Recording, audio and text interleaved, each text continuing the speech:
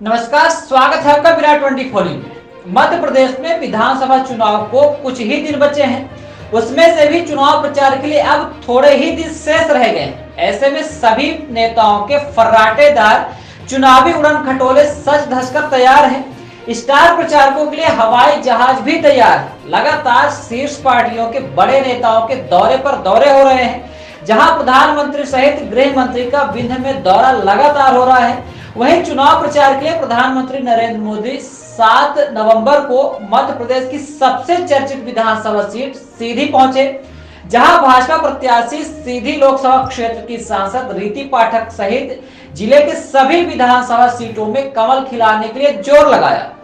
चर्चा यह है कि बीजेपी से बगावत कर निर्दलीय मैदान में उतरने वाले कई बार के विधायक केदारनाथ शुक्ला को रोकने के लिए प्रधानमंत्री की रैली करवाई गई। अब ऐसे में क्या बीजेपी प्रत्याशी मजबूत होंगी या केदार कमजोर, यह तो 17 नवंबर को जनता तय करेगी।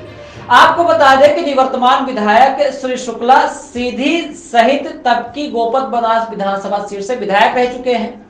पार्टी ने उन्हें टिकट दिया और उम्मीदों पर खरा उतरते गए, लेकिन इस बार 23 के चुनाव में केदार का टिकट कट गया। वजह बताई जाती है सीधी पेशाब कांड। अब ऐसे में बीजेपी उनका टिकट काटकर खुद कटघरे में खड़ी हो गई है। मतलब बीजेपी ने पेशाब कांड को अपने कार्यकर्ता द्वारा किया जाना स्वीकार किया होगा। आदिवासी युवक का मुख्यमंत्री ने चरण वंदन कर पार्टी के कार्यकर्ता के कृत्य से पवित्र कर कांड से किनारा करने की कोशिश की और केदार का टिकट काटकर खुद कटघरे में खड़ी हो गई। यदि इसकी दोषी बीजेपी खुद को मानती है तो सीधी बीजेपी से प्रत्याशी रीति पाठक है।